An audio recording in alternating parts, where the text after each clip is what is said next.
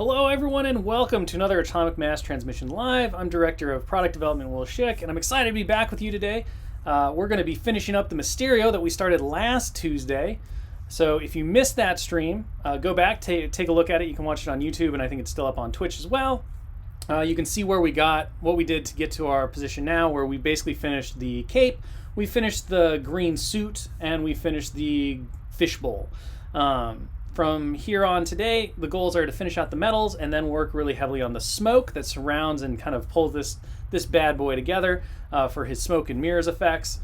So we're going to dive right into that, try to get this done in an hour, get it game ready and ready for the table as well. I'm pretty excited to finish this character up. He is one of my favorites from the new Spider-Man wave, just in terms of how weird and different he is. He's also just a fantastic Spider-Man villain in general. So you can see we have a really great green going down for the suit that we used washes on. We have this really neat purple that's kind of got this spooky like glow to it due to its desaturation and how we kind of subtractively painted it. If you want to see how we did it, go take a look at the stream. It was kind of a fun little accident that we stumbled into, but it creates a really great effect that really plays with the smoke and mirrors. And of course we finished the fishbowl bubble dome for this fella using some wet blending. So we're ready to dive into the next step. I'm going to start with base coating the metallics. Now, if you look at the Studio Mini, Brendan, our fantastic studio painter, just nailed in golds. So he kind of did more of a modern MCU style take with how the gold armor is just very robust. It's got a really nice, rich luster to it. However, looking back at a lot of the comic iterations of Mysterio, I've noticed that for the most part, due to efficiency and how many times you have to colorize this fella, the metallic bits are often just more like a lime green, like a very yellow green that kind of pseudo fakes a metallic, so it becomes a really green gold kind of. I want to play with that as well here, so I'm going to go back to a technique that I used really well on Ronan the Accuser in a stream long time ago, and we're going to start with some Citrine Alchemy. This is a really light, crazy kind of gold. It's very desaturated. So we're going to use this, then we're going to go back through, we're going to use a green lime ink wash. We're going to tone everything and tint it back down to green, and this will hopefully give us kind of that classic, I didn't want it to paint it just flat green, I wanted it to be metallic because we have the capability to do that on the miniature. But this will also kind of give us that feel of that more classic iteration where the metals on the suit aren't really metals, they are still just a different color, a lighter lime green. So again, to start things off really quick, this is going to be pretty simple. We're just going to lay down a normal base coat using our Citrine Alchemy. From there, we'll give that a chance to dry. We'll work a little bit on our smoke. We'll come back. We'll do a wash. We'll let that dry as we work on the smoke some more. And ideally, we will end up with a very cool looking completed Mysterio by the end of the stream. I hope everyone had a wonderful weekend and that you stayed safe, stayed warm, stayed happy. Hope the sun's coming out for those of you in the northern hemisphere. You're starting to enjoy spring.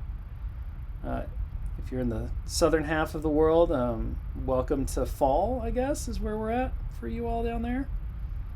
So I'm sure it's getting a little more chilly, but for us in the northern half, we are finally coming out of winter and seeing a lot of, like, today's just so sunny in Seattle. It's great. I'm very excited.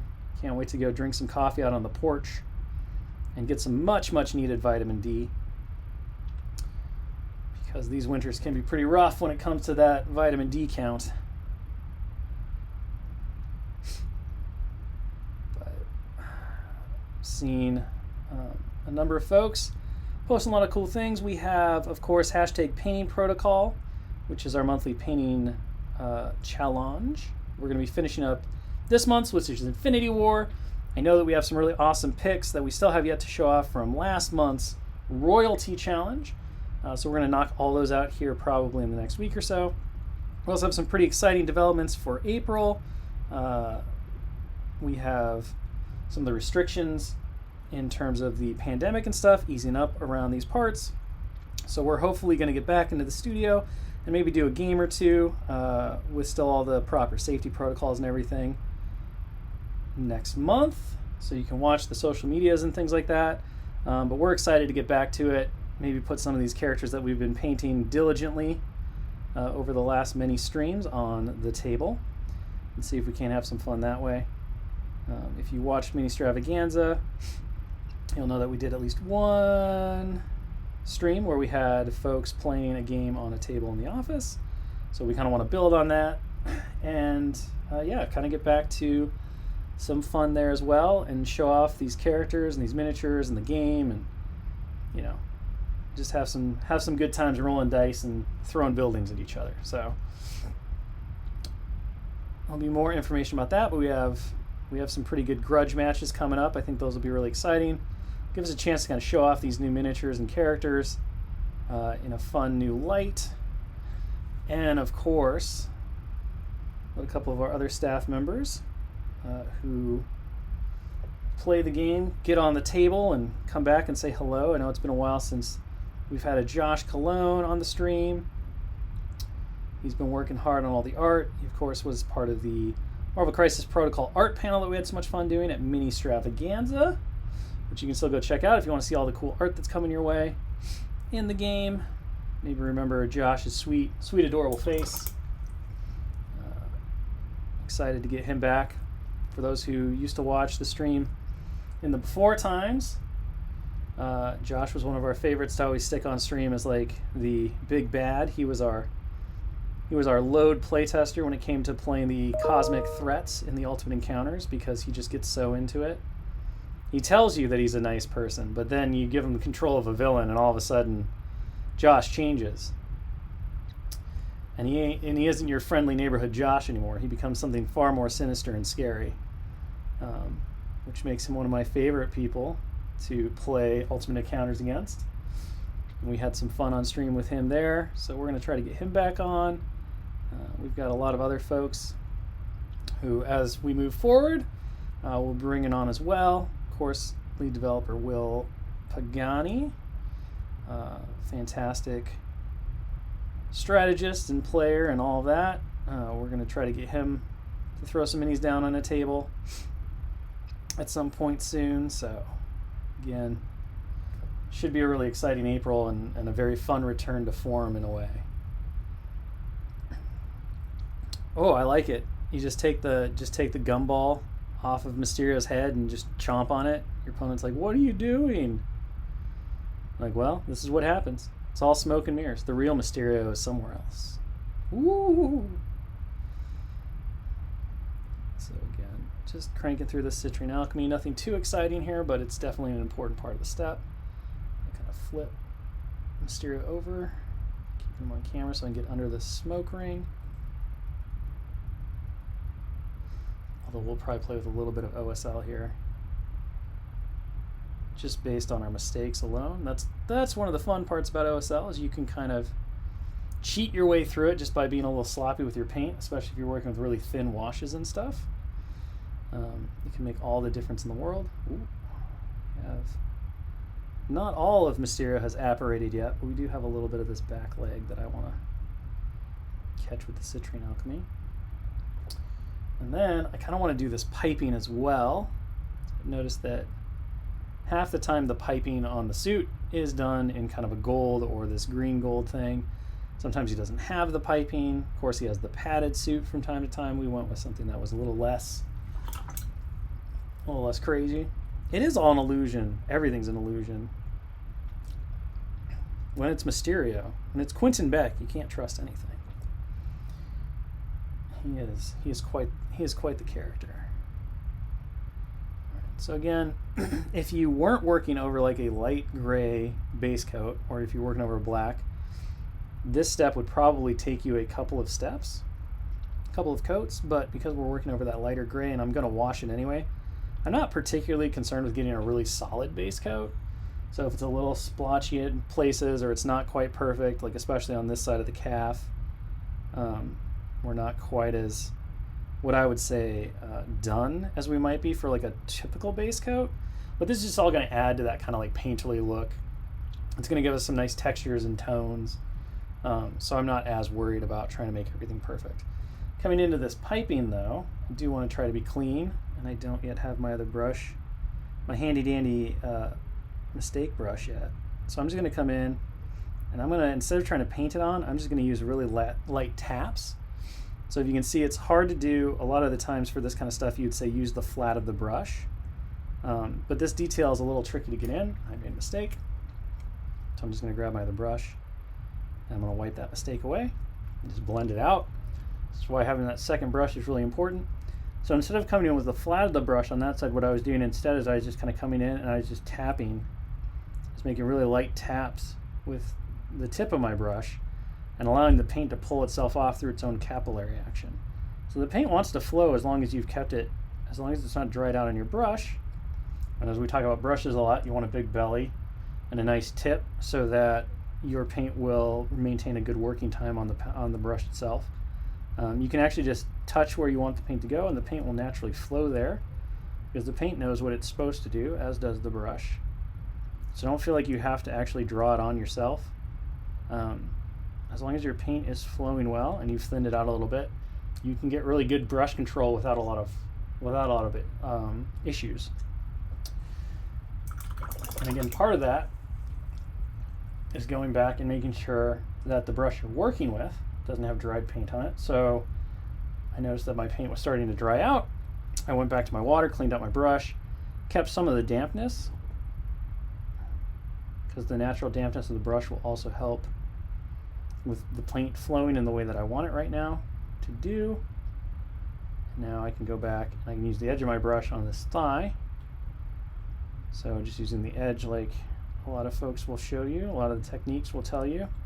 Use the edge instead of the point because it's nice and raised and easy to get to. And then I can kind of alternate between these two different styles of tapping with the tip of the brush, letting the paint flow off, using the flat of the brush to kind of do a pseudo dry brush to catch the highs of the piping. It's kind of just finding, like, especially back here, it's going to be a little tricky to get in. You can't even really see it on camera because that cloak goes right around where I'm going to go. But I'm just going to very carefully start running that color across the brush. I'll do my best to be as clean as possible, but it's at a really weird angle for me, as it is, I'm sure, for you, as you just watch me do nothing behind the curtain. Very Mysterio. All the action's happening behind the curtain. There you go. You can see how we blocked in that color there. Come back over. We've got that one covered. I'm just going to come down here. Finish up this. And I'm not as concerned necessarily about how clean the underside of the leg and other places where people aren't going to see are. So if this is a little messier or not quite as complete, or my color blends aren't looking good, it's fine because no one's really going to look at him from this angle. They're all going to look at him from this angle. So what I really want to focus on is making sure that the visible angles are all nice and neat and clean. And then if I want to, and that's a pretty big if, especially for something that's just meant to look cool on a shelf and go to the tabletop, to look cool in action, as it were. If I wanted to, I could go back through and, really futz with those more low vis areas. But as we talk about a lot,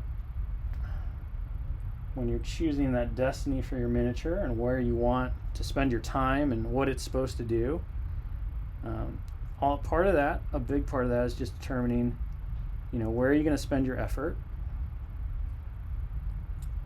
to get the best results possible. And when it comes to something that's going to go on the tabletop primarily and then maybe sit on a shelf, it's not going into a painting competition by any means. It's not meant to go into the worthy.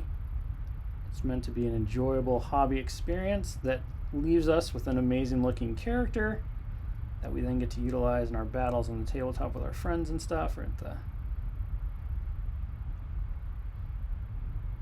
game store eventually. Fingers crossed that we get there faster than later, but part of getting there is putting in the work and being safe and responsible and all that good stuff. That it's going to wow everybody for how long they'll look at it. And really, when you look at a mini that you see across the table, you're probably only going to do a 30-second look where you're like, oh, can I pick that up? Yes. Oh, look how amazing that looks. It's amazing. No one's going to do that and be like, oh, you didn't paint his kneecap under here. The boot's a little muddy. I don't think we're not worried about that. We're not worried about that. Okay, so I think we got all of our gold, all of our Citrine Alchemy that we wanted here. I'm going to go ahead and come up like this. And then I think, mistake, I'm going to blend that out. There we go. Just want to hit this top of the thigh a little bit heavier, just to make sure it looks nice and, oh, big mistake. Look at that. This is why we keep that second brush. Make mistakes all the time. Let's clean them up. There we go. Okay, I'm happy with that. I think we're done with the Citrine Alchemy. Let's run through. I'm going to grab some Inktense Lime. And I'm going to use this kind of as the base, and then I'm going to mix it with a little bit of the suit color, which was this green skinned flesh, I believe. And if it wasn't, it'll be close enough. You'll never even notice. I'm going to grab some glaze medium. I'm going to mix all that together to make kind of a nice glaze, a transparency, if you will.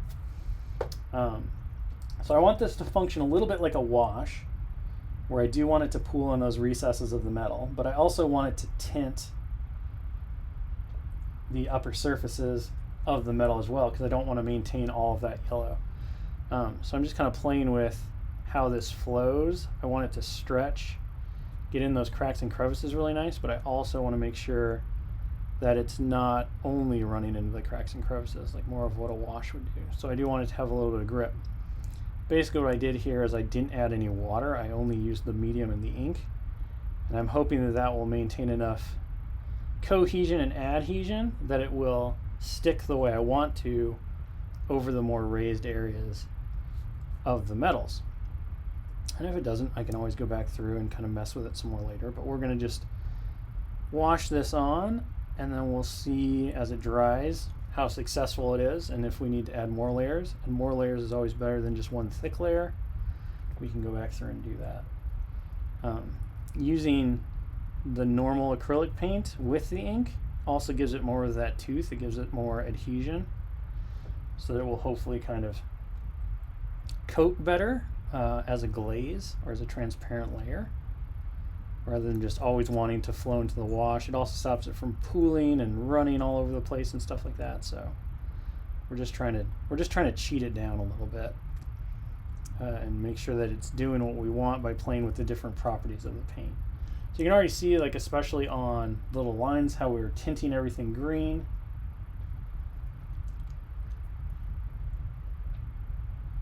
And we're just going to continue that over all of these Citrine Alchemy parts, and then while that dries, we can move on to our smoke.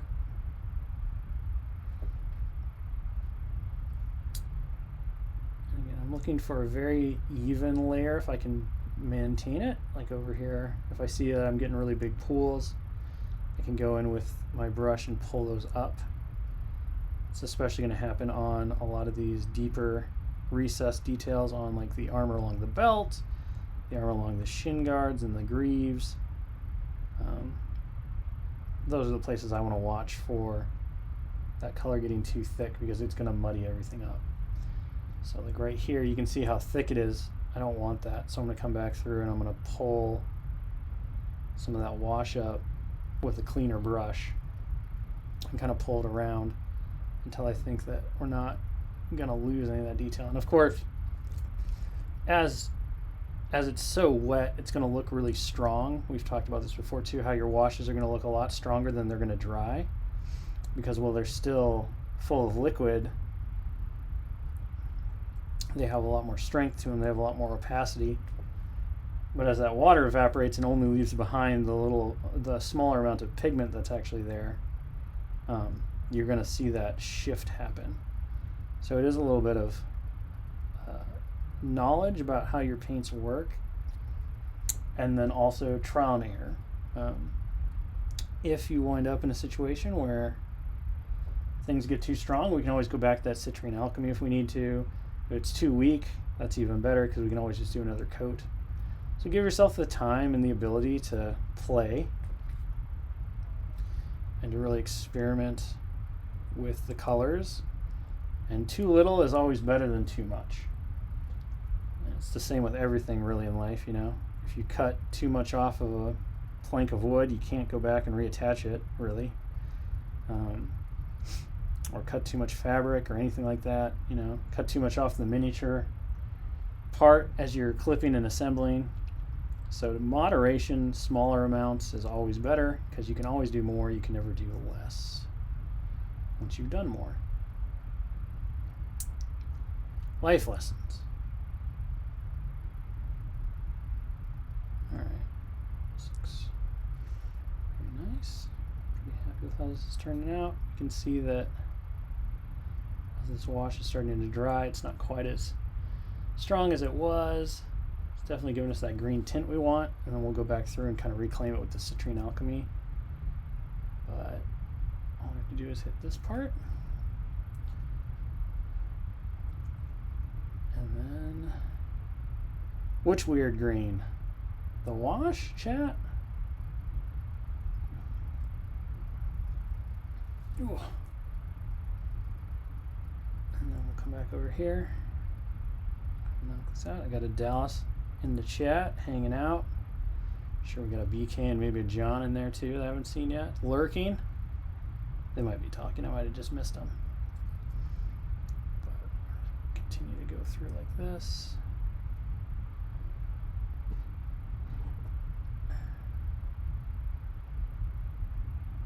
It's been fun listening to everybody's theory crafting about Mysterio and where he fits and what he's strong at. He's a very, we talked about during the mini extravaganza development panel on MCP.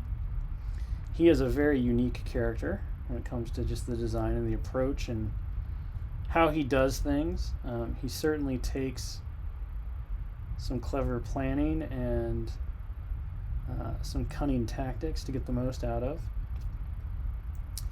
But if you set everything up right, he can be absolutely devastating and very difficult for your opponent to deal with. Between stealth, smoke and mirrors, tricks and traps. He's so fun. He plays exactly like I always imagined Mysterio would. And that was definitely a journey to get there, from his humble initial beginnings to kind of revisiting him later. He was one of the initial batch of characters done when we first started designing the game. And wound up being kind of put on hold with a lot of the other Spider characters that he is now releasing alongside for various reasons. And so we got to go back and take our knowledge of what we learned for the game and where we wanted to go with it next, and kind of apply some of those lessons and really come up with something that was very special and different still. It suited him, suited the original design intentions. It gave him a fun role to play. Okay, so you can see how we've really greened down all those Citrine Alchemy areas. So we have this nice, weird, mystical metal. Which brush am I? So I'm using a Winsor Newton Series 7 right now. It's a size 2 because it just has a really good point and a nice belly. And then I just randomly grabbed one of my other brushes, which is a size 0 for my blending brush. So that's my mistake brush. Okay, let's move on to the smoke. Who do I want to see made for the game that has yet to be made? Well, that's an amazing question. There are so many characters. The one I would go back to, just because I think it will be, it's a fun logic puzzle from a design and development perspective, is Sentry and Void.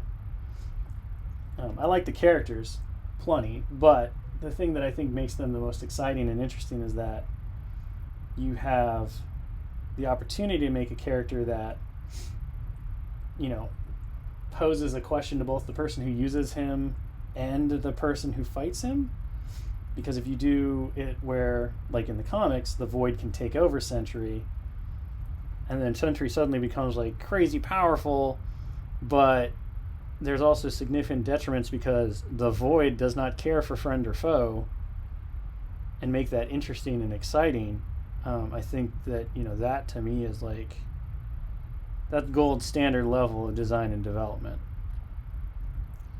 Posing interesting. We talked about this a little bit during the Crisis Protocol Dev panel, and also during the just general development philosophy panel during Mini Stravaganza. But one of the biggest things that we always look at, or at least the developers from Atomic Mass Games especially, everybody has their own format and way of doing things, but one of the things that really drives our philosophy and thoughts are, how do you pose interesting questions and choices to players to make them kind of deal with things so that they can, to me, the most exciting thing about a game, a game experience and what games can offer is when you get to feel really smart because you solved the puzzle. And that's what I love about war games and games like Crisis Protocol and stuff, is that you're always presented with these questions that you have to answer in some meaningful way. And there are elements that you can't control and elements that you can better control. And when it comes down to it, your ability and your choices then define the outcome with a little bit of luck and, chance. And that's it's a lot like life. It's just more fun. So for me, Citrine Void is really interesting because they get to pose questions if you do them as a pair in the comic book styling, where Sentry will lose control and turn into Void. They get to, you now get the chance to kind of like answer that riddle, If I go too far, do I unleash the Void? And then what does the Void mean? Because, yeah, he's really powerful, but maybe there's serious, negatives to my team, or, maybe my opponent wants to push Sentry into Void by doing something that they can do to manipulate this, because Sentry's a really powerful character. And one of the drawbacks is that he goes crazy and he becomes the Void, and the Void doesn't play nice with my team. How do those things work? How do they function together? Those, to me, are the characters that are most interesting and exciting. And so those are certainly characters that I look forward to someday tackling and would really like to. And I've been talking about Citrine Void since we launched the game. That's kind of my ideal picks of characters because of the challenge and because I think that those characters are super cool. I've always loved Sentry and Void getting mixed into things, and the storylines around them and kind of their relationship and the narratives about them. So that would definitely be one. I mean, I certainly have characters that are just fun characters that I love that someday would be cool to see on the table. I'm a big Batroc the Leaper fan. I got excited when he made his return recently to the MCU, because I like Batroc. He's one of those ridiculous, what does he do? Well, he jumps. He jumps really well. Okay, sure. He knows this jumping kickboxing thing. Especially liked him in Ultimate Spider-Man and how he was kind of he was the warm-up villain, just lay leaping all around, and then Spider-Man would stop him, and then the real story would happen, but they needed that 5-minute fun chase scene to set up whatever Spider-Man was talking about, to set up the moral of the next episode. To me, that stuff is fun, and therefore he's a character that I think is just neat. He just fits into the overall what I want out of Marvel in terms of its silliness. But there's so many cool characters. Yet to go, being a Spider-Verse fan, bringing Amazing Spider-Man Peter Parker to the table was probably the most recent of the things where I was really, really excited and passionate and jazzed to have this character show up and become a thing. I believe, for those asking in the chat, all of the development and design panels from Mini Stravaganza are on YouTube. So you can go give them a rewatch. If you just go to the Atomic Mass Games channel, you should be able to find them. because I believe everything was posted from the weekend. So it includes all the hobby stuff and everything else.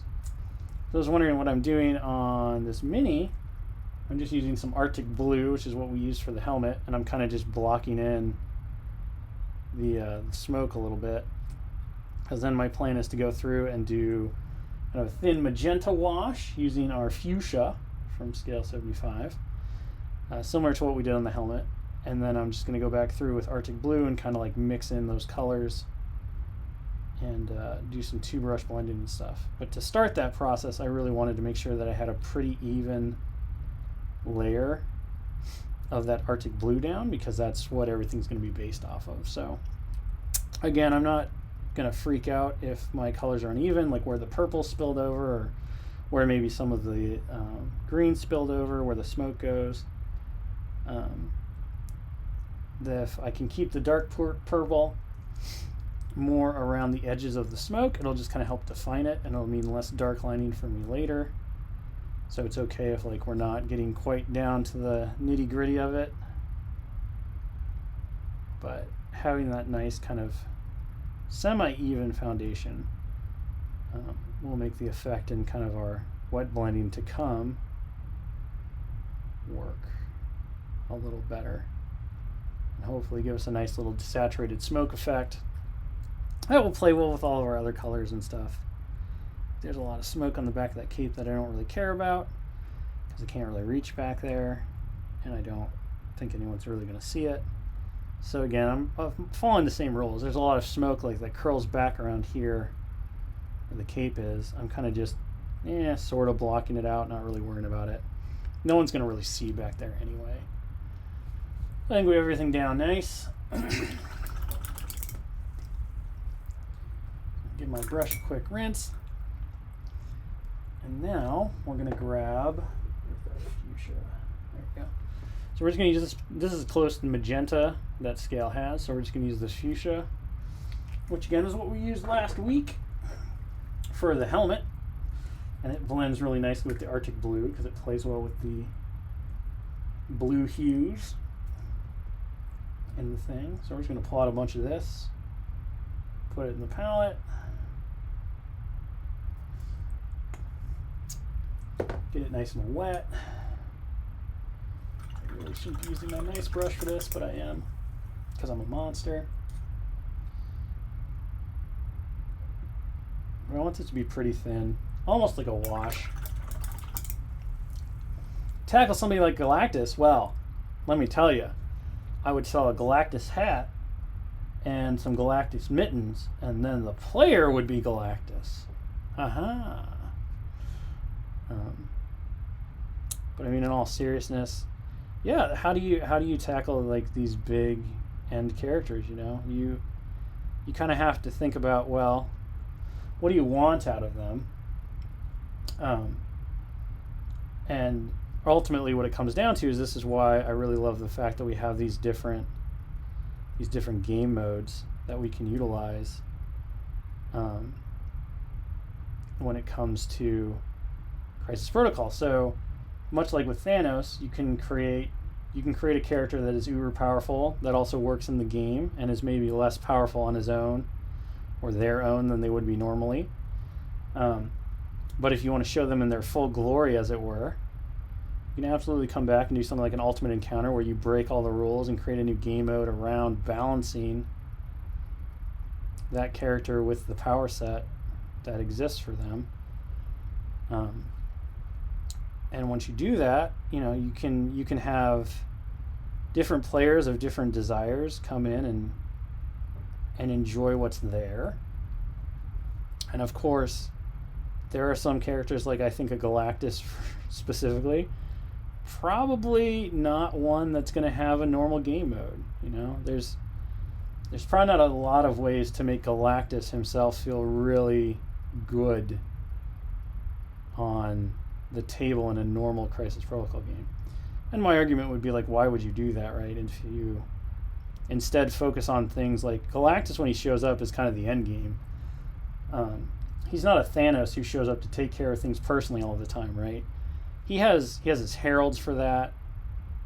So I think, you play with that, the Herald aspect. Maybe Galactus is more like a tactic card or something like that, right? So there are different ways to approach that stuff. It's all very much based on what kind of game you're trying to do, your own personal thoughts and beliefs and philosophies as a game developer and a designer. And so everyone would tackle it differently. But I think that's another part of the fun part of the job, is that there are a lot of different ways to skin a cat or make a Galactus. It's our goal to find the one that we think is going to be the most fun and best for the game and is going to appeal to the community the most. And if we do that, then hopefully everyone likes it and we get to keep making games. And that's a bit of the social contract when it comes to, how things work.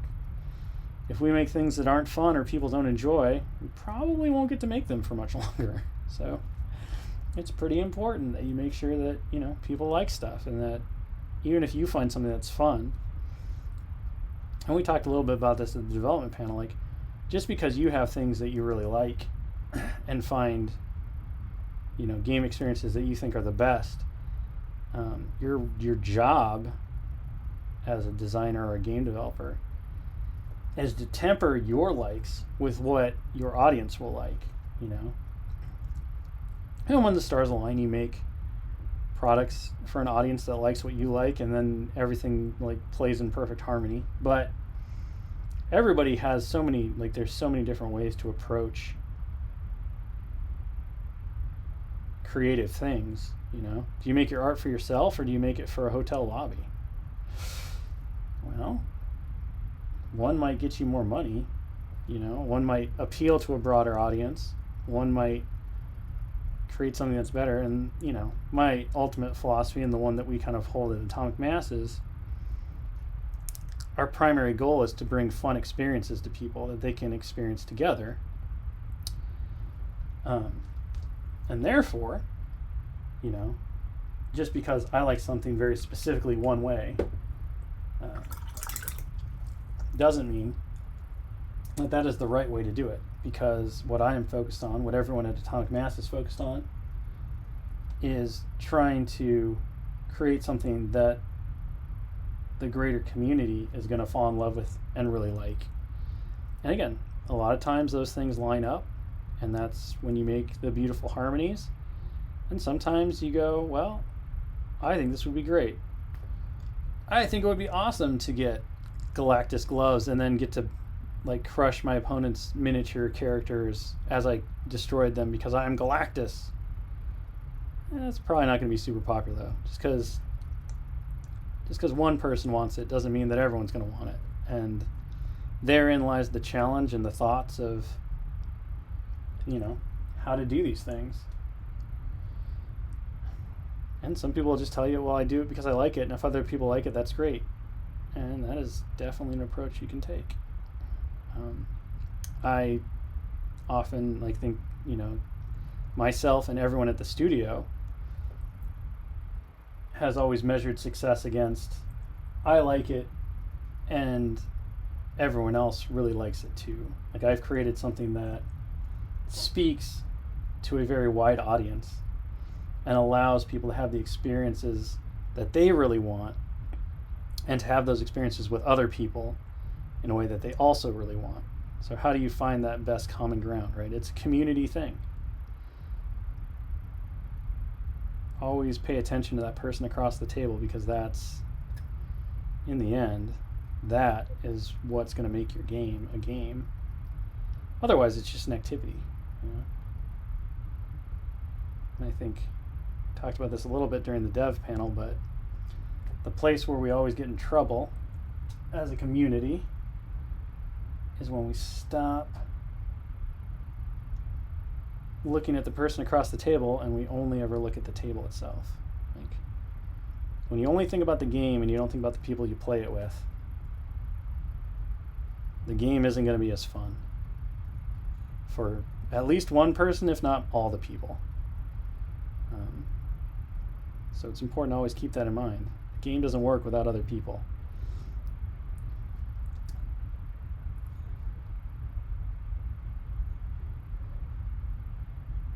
We've just gotten into our philosophy session here. Welcome to what happens when we wet blend smoke. For those wondering about the painting side of things, why would we switch gears to that? I'm just using Arctic Blue in that fuchsia, and I'm just simply wet blending the two together to create a little mixture on the mini itself and then also on my brush. A lot of the times for wet blending you would have two brushes. I'm just using my one brush, and then I'm going back and kind of wetting it down as I feel like I need to.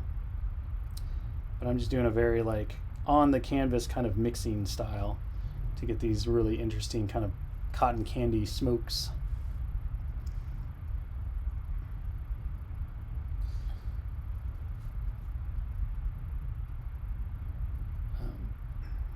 But the big trick to wet blending obviously is keep your paints nice and fluid, so thin them out a little bit more than you would unless you're using a wet palette, in which case the wet palette works really well because it'll keep your paints nice and going for forever, because that's what wet palettes do. I'm only using a well palette because that's just what I have, but I'm also living in the Pacific Northwest, so I have a lot less problems when it comes to my paints drying out super fast, because it's not a desert environment. It's not a very dry environment. If you were doing this with just a well palette in like an Arizona climate or something, thin out your paints a lot, pay attention to them, go back, add more water as you need to, or mixing medium or whatever, because you have to make sure that they stay nice and wet and fluid so you can actually do the wet blending part of the technique.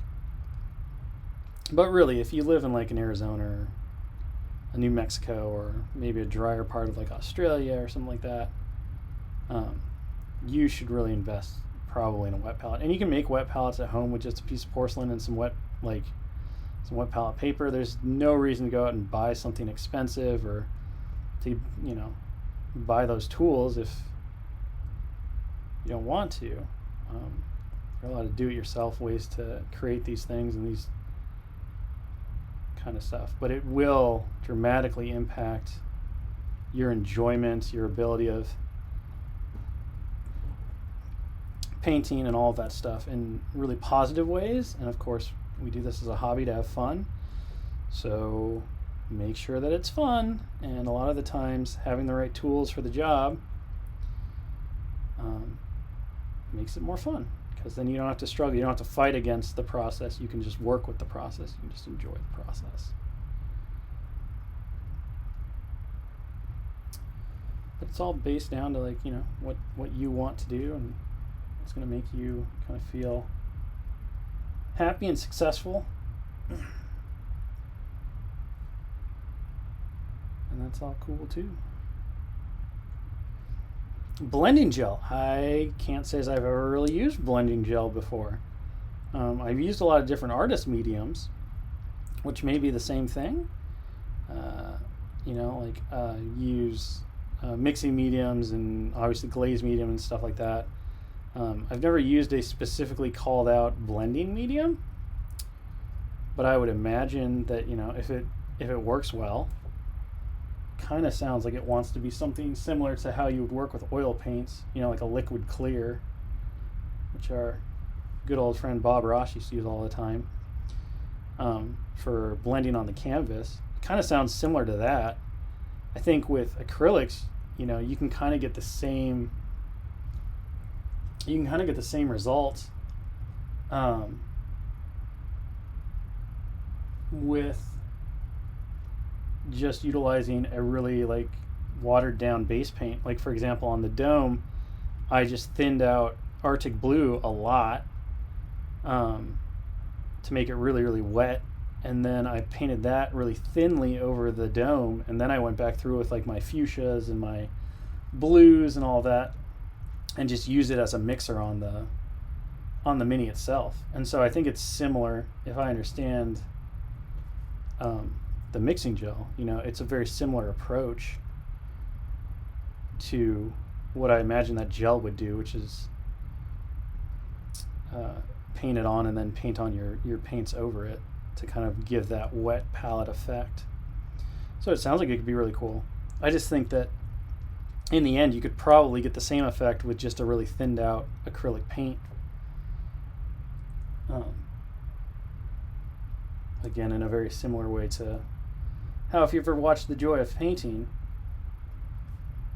Bob Ross really liked to approach oil painting with the mixing happening on the canvas itself through the liquid clear approach. And I've seen a few really great tutorials from some miniature painters who have used similar results with oil paints, where they just thin down a super thin liquid clear of their own using oil paints, and then they go back through and they effectively just wet blend on the mini with the oil paints, which is exactly what Mr. Bob Ross used to do. So I think there's innumerable ways to do it. Do you need a specific tool?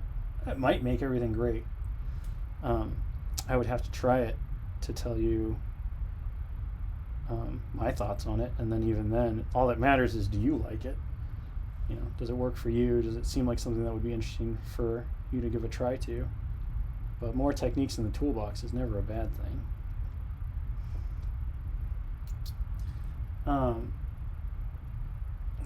Yeah, it sounds like it would be for wet blending, chat, for sure.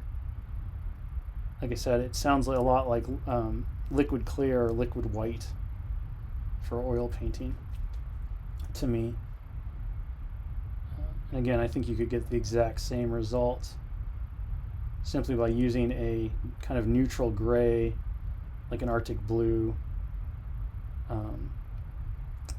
or depending on the color you were working with, whatever color you wanted to kind of blend with, and then just keeping it really thin and wetting down the miniature with it, and then going back through and wet blending over the top, because that paint will stay really wet and allow you to work with it.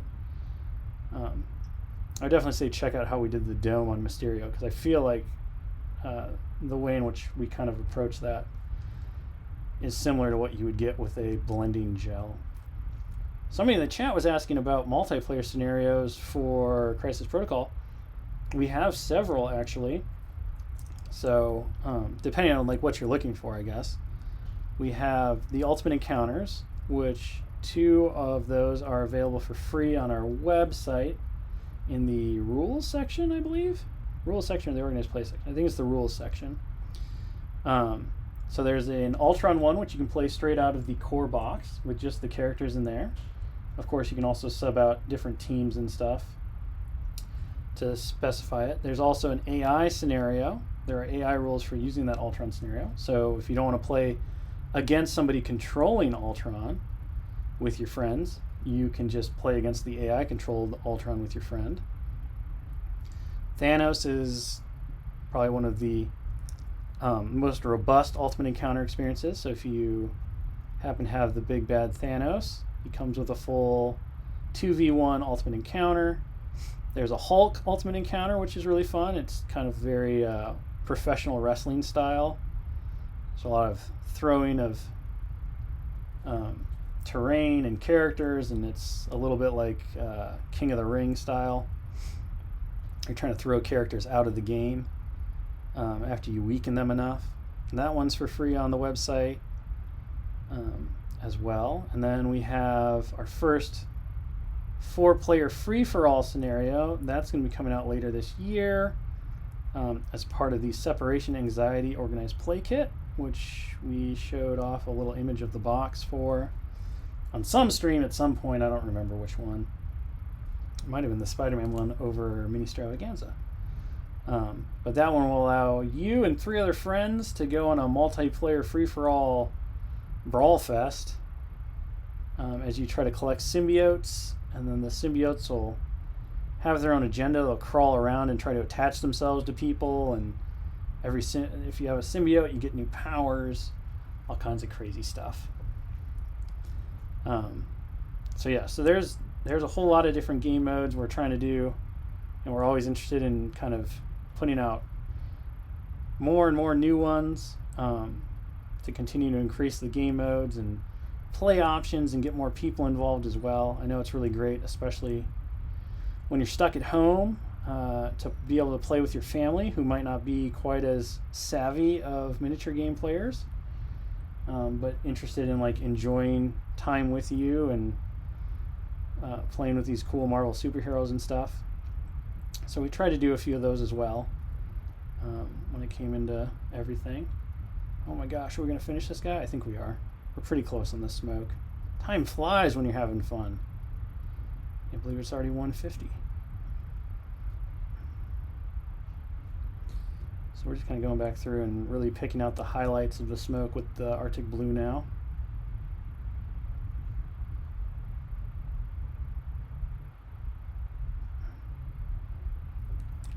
Made a mistake. Blend it out. Blend it out. There we go.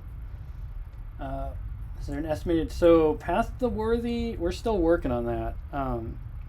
You know, as Dallas mentioned in his panel last year, the goal was to launch it at Adepticon last year. Of course, things happened the way they did and COVID hit, and so those plans were delayed. We're currently working on kind of watching and waiting, talking about different options to roll it out if, for whatever reason, the situation that we're currently in kind of continues. How do we do that? How do we make it open and accessible to as many people as possible, but also make sure that judging has the same kind of opportunities and fairness that we really want. So I don't, unfortunately, have a really great timetable that I could be like, oh, we're talking about doing it, you know, in late Q3 or something like that. We want to get it out there. We want to have everybody have their chance to compete in Path of the Worthy and start to earn their, you know, their stripes, as it were. We're really looking forward to seeing all the amazing entries and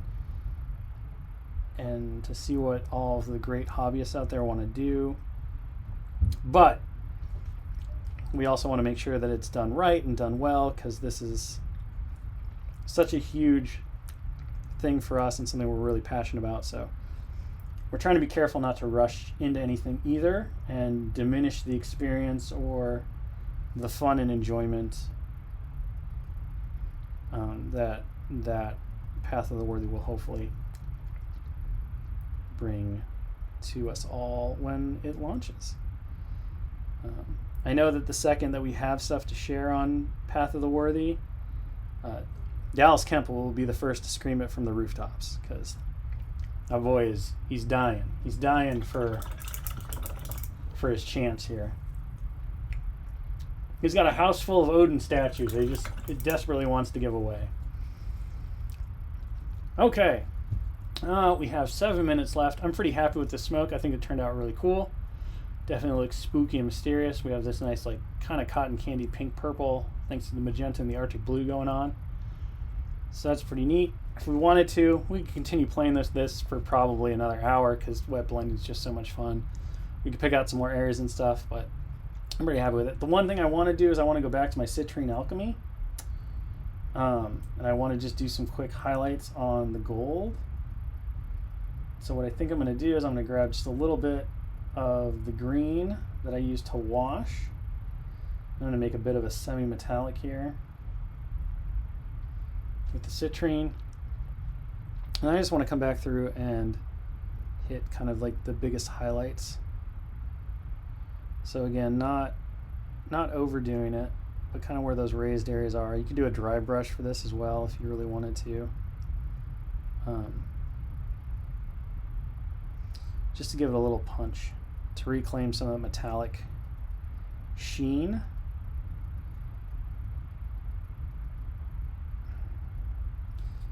Just kind of treat this as like a rough little thing. I realize now we didn't paint the boot. We'll have to do that really quick. But I think we can get that done, because this won't take too long. So like kind of just over like the edges where the armor is, especially on these gauntlets, like hitting out those colors a little bit. Just to give them back that little glint. If we wanted to push this further, we could easily go in with like a white metallic, like a pure silver, maybe like a thrash metal, speed metal. It's speed metal in scale 75 lingo, like a speed metal, and just do some little like super highlight dots. And those could be pretty good and pretty fun. to give us that like pure glint for everything. Yeah, gloss varnish will certainly make the metals pop or make the fish dome shine. You'd want to do that after you'd sealed the mini though.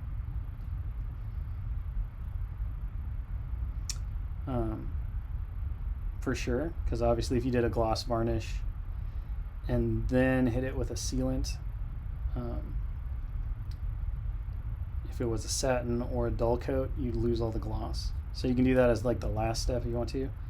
I typically don't do a lot of gloss varnishes because they don't play well with the camera. And you know, when you get all of your painting tips from studio painters and people who are very focused on like it's got to look photogenic, you learn really quick that the graphic designers do not like dealing with the gloss. But for you know, a personal miniature in your collection, gloss varnishes can be awesome for doing gem effects, and you know, doing one on the fishbowl here to just really make it pop would be really great too.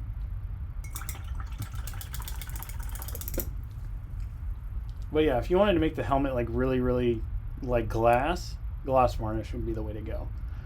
Just do it after you do the whole thing. And I don't think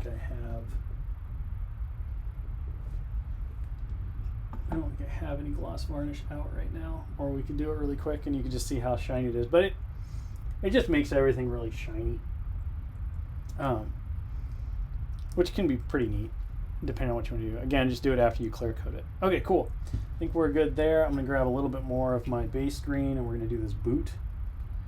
And then we're going to wrap up because we're going to be done. So in order to do the boot, I just grabbed some of that greenskin flesh. I actually want to come in here. Ooh.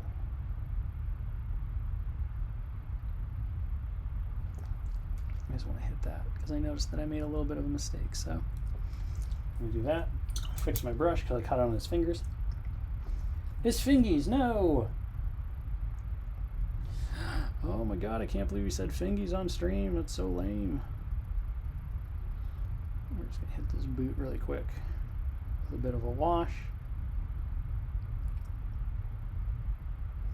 And no one's really going to look at it, so we're not going to worry too much about making it pretty. We're just going to paint it. We're just going to get paint on it. That's it. That's our only goal here. Honestly, I probably could have just left it blank and 9 times out of 10 nobody would have noticed. Because nobody looks at the feet.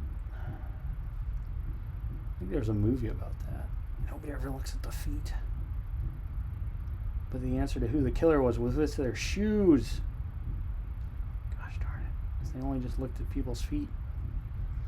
We'll be fine. There we go. Now that foot's painted. Perfect. Sweet. Alright. So with that, I believe that we have one completed Mysterio. He looks ready to terrorize a Spider-Man, maybe pull off a bank heist and stuff like that. Have some really cool mystical effects smoke going on. It's a little bit like he's floating on cotton candy. I kind of dig it. We have the great dome, the fish head dome that we worked on last week. Really nice sharp poppy greens. We got our citrine like yellow, green, gold. So overall, looking just like you jumped out of the comic book page and ready for the tabletop. There we go. 2 hours, 1 Mysterio. Fantastic. Well, thank you all for joining me. I hope that you had fun. It's always a blast to get to hang out with y'all. Of course, stay tuned. Tomorrow we have stream at 1 p.m. Pacific. I will not be back. John Schaefer will actually be swapping with me this week. I have some personal stuff to attend to on Wednesday, so I will be back on Friday at 1 p.m. Pacific, finishing up some cool Star Wars stuff.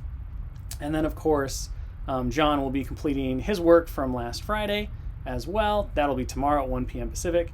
And then, of course, Dallas Kemp will be back. I don't entirely know what he's painting this week for this year. I think it's Quicksilver. It's Quicksilver. I'm pretty sure it's Quicksilver. So he's going to be painting the Speedster Pietro Maximoff. He's going to be painting that at 1 p.m. Pacific on Thursday. So until then, everyone out there, be good to each other, be wonderful, be safe. We will see you on the next one. Goodbye.